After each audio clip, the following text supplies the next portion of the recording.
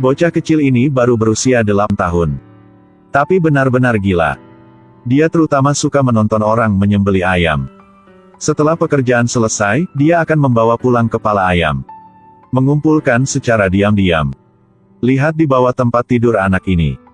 Adalah semua hewan kecil yang dikumpulkan bocah itu. Tapi hari ini, karena sangat bersemangat, dia lupa mengunci pintu. Akibatnya, semuanya ditemukan oleh ayahnya. Ketika dia memikirkan betapa gilanya putranya, sang ayah mengikat tangan bocah itu dan memukulinya dengan brutal. Hasil pemukulan seperti itu berlangsung selama lebih dari 10 tahun. Anak laki-laki itu sekarang sudah dewasa. Kebiasaan aneh itu tidak hanya tidak berhenti, tetapi sebaliknya, membuatnya semakin memberontak. Pria dengan mata galak sedang melihat tali jemuran yang tergantung di luar. Akhirnya membuat keputusan yang sangat berani. Malam itu, dia mengalungkan tali itu di leher ayahnya. Kejadian ini terjadi di daerah pedesaan terpencil yang miskin. Seseorang yang tiba-tiba menghilang sama sekali tanpa disadari. Sampai bertahun-tahun kemudian, seorang gadis kecil yang baru saja menyelesaikan kelas dansanya. Gadis kecil itu menemukan bahwa ada bulu di tanah. Dia akan melangkah maju untuk mengambilnya tetapi bulu itu terus melompat ke depan. Jadi dia terus mengejar di belakang. Akibatnya, gadis itu menghilang. Keluarga gadis itu, setelah mengetahuinya, langsung melaporkannya ke polisi. Tapi itu masih selangkah di belakang.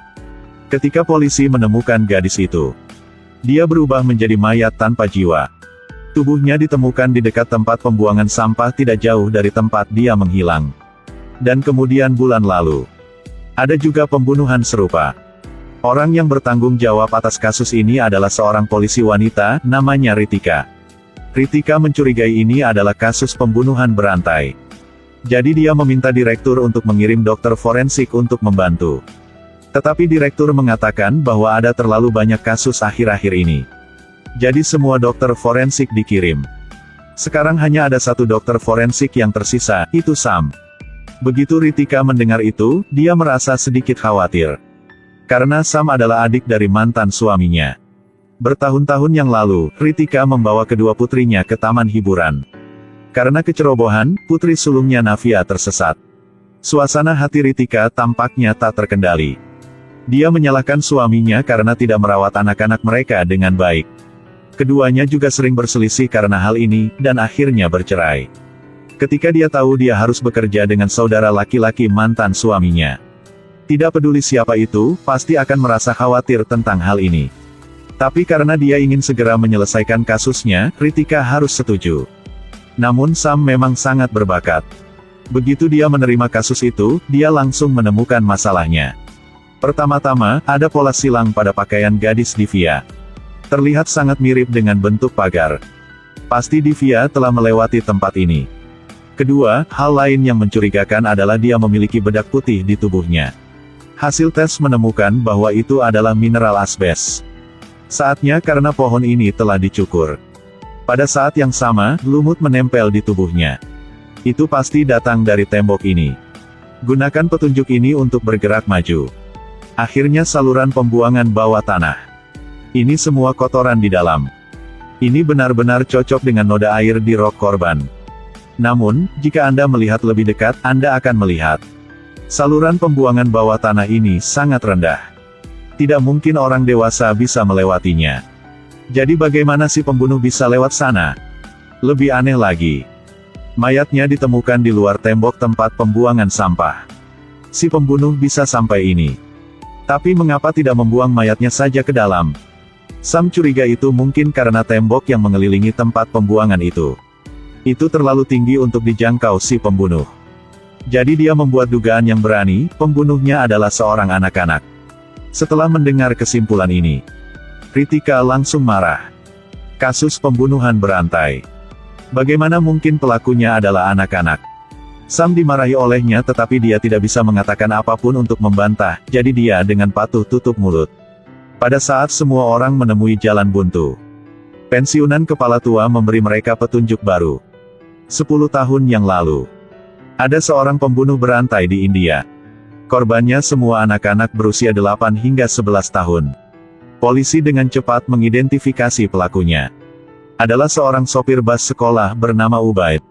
Namun, hanya 2 bulan kemudian, ada kasus pembunuhan lain. Metodenya sangat mirip dengan kasus pembunuhan sebelumnya. Baru sekarang polisi menyadari bahwa pengemudi Ubaid ditangkap secara tidak adil. Meskipun polisi kemudian mengeluarkan permintaan maaf, tapi kehidupan pengemudi Ubaid telah hancur karena ada noda dalam hidup. Jadi setelah dia dibebaskan, dia tidak dapat menemukan pekerjaan. Namun, kepala suku tua adalah orang yang baik. Melihatnya menyedihkan. Dia membiarkan Ubaid menjadi sopir pribadinya. Meski kasusnya masih belum terpecahkan. Tetapi polisi masih menyimpan DNA si pembunuh itu. Awalnya mereka mengira akan mendapat kabar baik. Tapi sayangnya, DNA mereka tidak cocok. Kasus ini sekali lagi menemui jalan buntu. Saat itulah, di tempat lain, informasi itu tersebar. Polisi menemukan saksi kasus itu. Pada malam pembunuhan, orang ini baru saja melewati tempat kejadian. Dia melihat pembunuh yang tampak seperti remaja. Melalui ingatan saksi, polisi dengan cepat menggambar potret pelaku. Polisi segera menawarkan hadiah publik kepada siapapun yang menangkap si pembunuh. Tanpa diduga, psikiater Korean menemukan Ritika. Mengatakan bahwa nama anak laki-laki ini adalah Ruben. Adalah pasien dari dokter Menon, rekannya. Dia memiliki kecenderungan kekerasan yang serius. Kemudian, setelah menjalani pengobatan, secara bertahap ada perubahan yang baik. Hingga suatu hari, Ruben tiba-tiba berubah pikiran. Menyayat pisau ke tangan dokter Menon dan pergi. Sejak itu, dia menghilang tanpa jejak. Dan sekarang Ruben muncul di rumah sakit. Dia menabrak seorang gadis yang berdiri di koridor rumah sakit. Gadis ini sama sekali tidak menyadari bahaya yang perlahan mendekatinya. Pada saat orang tuanya muncul, gadis itu telah menghilang. Satu-satunya bukti yang tersisa di tempat kejadian. Ini bungkus permen coklat. Namun, untuk forensik profesional, itu sudah lebih dari cukup. Sam segera mulai menguji. Dan hasilnya benar-benar mengejutkan semua orang. Di kertas pembungkus, secara tak terduga, ada DNA 3 orang. Apakah ada orang lain selain si pembunuh? Sam segera mengambil lembar tes DNA yang lama, yang ditinggalkan direktur tua untuk perbandingan. Tanpa diduga, DNA itu cocok satu sama lain. Sepertinya, pembunuh dari kasus pembunuhan berantai sebelumnya. Dan pelakunya di belakang Ruben adalah orang yang sama. Polisi langsung menggelar metode penyaringan, carpet bombing. Yakni menemukan semua orang yang pernah ke rumah sakit hari itu. Untuk membandingkan DNA setiap orang. Hasil menemukan bahwa tidak ada yang cocok. Jadi apa yang terjadi pada akhirnya? Pada saat semua orang masih ragu, tanpa jawaban. Tiba-tiba melihat laporan berita. Ruben telah ditangkap. Di ruang interogasi, Ritika mengambil foto korban.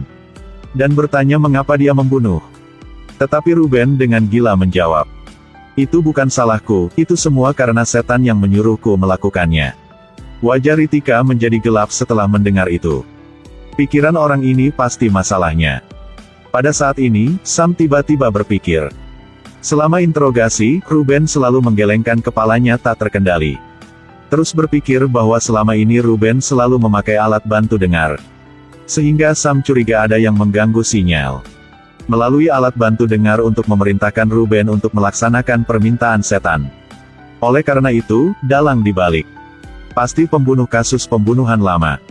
Ketika mereka memikirkan hal ini, mereka berdua panik dan buru-buru pergi ke penjara. Tetapi sebagai hasilnya, mereka masih selangkah di belakang. Ruben bunuh diri di penjara. Keesokan harinya, Ritika segera mengekstrak rekaman kamera pengintai.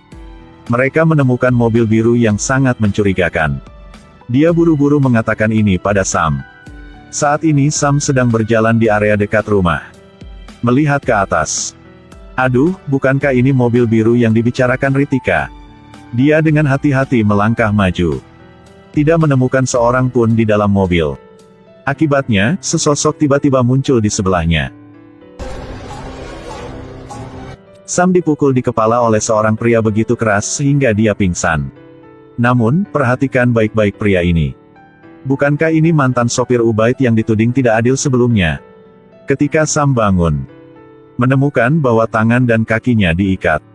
Si pengemudi Ubaid juga terus terang mengaku. Ternyata 10 tahun yang lalu, dalam kasus pembunuhan berantai itu, dia memang dianiaya secara tidak adil. Ritika menilai dia sebagai pembunuhnya.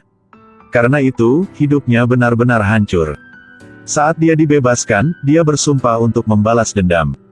Jadi dia dengan sengaja menculik putri Ritika, Navia. Lalu melatihnya menjadi pembunuh berdarah dingin. Biarkan mereka berdua, setelah bertemu satu sama lain lagi, menjadi musuh satu sama lain. Gunakan ini untuk memuaskan nafsu sesatnya untuk membalas dendam. Mendengar ini, Sam sangat marah. Dia mencondongkan tubuh dan menendang langsung ke tubuh Ubaid. Kemudian ambil kesempatan untuk memotong tali. Selanjutnya, gunakan kedua kaki untuk menjepit kepala Ubaid. Dan melemparkan Ubaid keluar jendela. Tapi sopir Ubaid masih tidak menyerah, mengutuk sepanjang waktu. Akibatnya, di detik berikutnya, suara tembakan terdengar dari belakang. Sopir Ubaid langsung ditembak mati di tempat. Tidak perlu terlalu banyak berpikir. Orang yang melepaskan tembakan ini pasti dalang di baliknya. Jadi Sam segera bangkit dan mengejar. Tapi si pembunuh mengendarai mobil dan pergi. Tidak peduli seberapa keras dia mencoba, dia masih tidak bisa mengejar. Hanya bisa melihat si pembunuh pergi. Tiba-tiba dia melihat mobil turis di dekatnya. Tanpa pikir panjang, dia langsung naik ke mobil untuk mengejar. Namaku Quires Panggilasia Chi. Asal ku Darian Tabrantama di Ra Ashakan. Sam menemukan bahwa ada mobil polisi di sisi jalan raya. Ternyata ada anak yang hilang hari ini. Tapi kali ini ponsel anak itu tidak diambil. Berdasarkan lokasi GPS ponsel, polisi menemukan mobil turis yang dikendarai Sam. Membuka bagasi belakang. Seperti yang diharapkan, gadis itu diikat di dalam mobil. Sam tahu bahwa dia telah dijebak oleh pelaku. Tapi dia sangat mengerti bahwa tidak peduli bagaimana dia menjelaskannya sekarang, itu tidak akan berhasil. Jadi ketika orang tidak memperhatikan, dia langsung mengemudi dan pergi. Sampai hari berikutnya, Sam melewati direktur tua. Dapat menghubungi Ritika. Kemudian Sam menunjukkan video itu padanya. Ritika benar-benar hancur untuk sesaat. Putrinya yang diculik di masa lalu sudah muncul di video ini. Bahkan menjadi seorang pembunuh. Kita semua bisa mengerti suasana hati ibu sekarang. Jadi dia dan mantan suaminya pergi bersama untuk mencari putri Navia. Adapun Sam, saat ini dia pergi mencari psikolog Korean sendirian. Dia bilang dia butuh bantuannya. Dokter tidak terlalu memikirkannya dan masuk ke mobilnya. Sam mengunci pintu. Kemudian dengan wajah yang sangat serius mengatakan bahwa, "Saya tahu Anda adalah dalang di baliknya." Ternyata belum lama ini, polisi menemukan 5 jenazah di dekat area waduk. 4 anak, bahkan termasuk seorang dewasa. Itu bukan hal yang aneh, tetapi setelah Sam melakukan tes, dia menemukan bahwa pada sisa-sisa tubuh korban ada tanah yang sangat aneh. Dan jenis tanah ini unik di kampung halaman psikiater Korean. Semua orang bisa memikirkan siapa itu, kan? Itu benar, psikiater Korean adalah anak mesum di awal cerita. Sejak usia muda, dia dilecehkan oleh ayahnya. Setelah dewasa, dia tidak tahan lagi. Sehingga dia membunuh ayah kandungnya. Ini juga sangat kebetulan. Di masa lalu, setelah dia membunuh ayahnya, dia mengubur tubuhnya di taman belakang rumahnya. Namun belakangan, karena kawasan ini berada di kawasan perencanaan, ia takut perbuatannya terbongkar. Sehingga ia menggali mayatnya dan menguburnya di tempat lain. Itu adalah area di dekat waduk yang ditemukan polisi belum lama ini. Pada titik ini, Dr. Korean juga berhenti berpura-pura. Dan terus terang mengatakan yang sebenarnya. Meskipun dia dilecehkan sejak usia muda dan tidak memiliki masa kecil yang bahagia. Tapi untungnya dia menemukan istri yang baik. Dan memberinya seorang putra. Tapi mungkin dia melakukan terlalu banyak kejahatan. Jadi sayangnya istrinya meninggal karena kelahiran yang sulit. Dan dia juga ditemukan menderita kanker. Kali ini dia benar-benar hancur. Jadi dia mulai membalas dendam pada masyarakat. Itu menyebabkan kasus pembunuhan berantai bertahun-tahun yang lalu. Tapi, harimau jahat tidak memakan anaknya. Adapun putranya, dia sangat mencintainya. Oleh karena itu semua pembunuhan dilakukan secara rahasia. Tapi dia tidak percaya bahwa itu semua dihancurkan oleh polisi wanita Ritika. Hari itu, ketika Ritika sedang menyelidiki Dan Dr. Kurien mengantar putranya ke sekolah. Tetapi pada waktu yang tepat, di dalam mobil dia menyembunyikan seorang anak lain. Dalam keadaan darurat, dia bergegas mencari bas sekolah. Dan menyelundupkan anak itu ke dalam bas. Hal ini menyebabkan sopir bas Ubaid dihukum secara tidak adil. Dan tindakan aneh Dr. Kurien. Semua terlihat oleh putranya. Di malam hari, putranya tidak sengaja melihat berita. Kali ini dia akhirnya menyadari bahwa ayahnya kemungkinan besar adalah pembunuh mesum. Jadi dia memecahkan kunci pintu gudang. Ingin masuk ke dalam. Untuk mencari tahu mengapa ayahnya tidak pernah mengizinkannya masuk. Akibatnya, apa yang ada di depan matanya membuatnya takut, tampak seperti neraka di bumi. Dia panik dan berlari keluar. Pada saat ini, ayahnya juga datang ke sini untuk menemukannya. Dia tidak bisa membayangkan bahwa pembunuh mesum. Tanpa diduga, itu adalah ayahnya. Ketakutan membuatnya mundur selangkah. Akibatnya, saat ceroboh, dia menginjak botol. Dan jatuh dari atap ke tanah. Kematian tragis putranya menyebabkan Dr. Kurien benar-benar menjadi iblis. Dia menempatkan semua tanggung jawab atas kematian putranya pada polisi wanita Ritika. Dia kemudian menculik putri Ritika, Navia. Kemudian dia melatih Ruben untuk menjadi kaki tangan pembunuhan. Dan meminta sopir bas Ubaid yang sebelumnya dituduh tidak adil untuk bergabung dengannya. Kasus pembunuhan berantai yang lama akhirnya terpecahkan. Tapi jelas Dr. Kurien tidak mau mati. Dia mengeluarkan pisau yang dia sembunyikan di tubuhnya. Langsung menusuk ke arah Sam. Dua orang mulai berkelahi di dalam mobil yang bergerak di jalan raya. Pada akhirnya, terjadi kecelakaan lalu lintas. Dr. Kurien langsung terbang keluar dari mobil dan meninggal di tempat. Semua berakhir di sini. Kemudian polisi menanyai Sam. Jelas Sam tahu pelakunya adalah Dr. Kurien. Tapi kenapa dia tidak segera melaporkannya ke polisi? Sam menjawab bahwa dia hanya tahu yang sebenarnya setelah masuk ke dalam mobil. Tetapi apakah kebenaran itu benar seperti yang dikatakan Sam atau tidak? Waktu kembali ke 1 detik sebelum kecelakaan lalu lintas terjadi. Gerak terakhir Sam adalah melepaskan sabuk pengaman Dr. Kurien. Inilah penyebab sebenarnya dari kematian Dr. Kurien.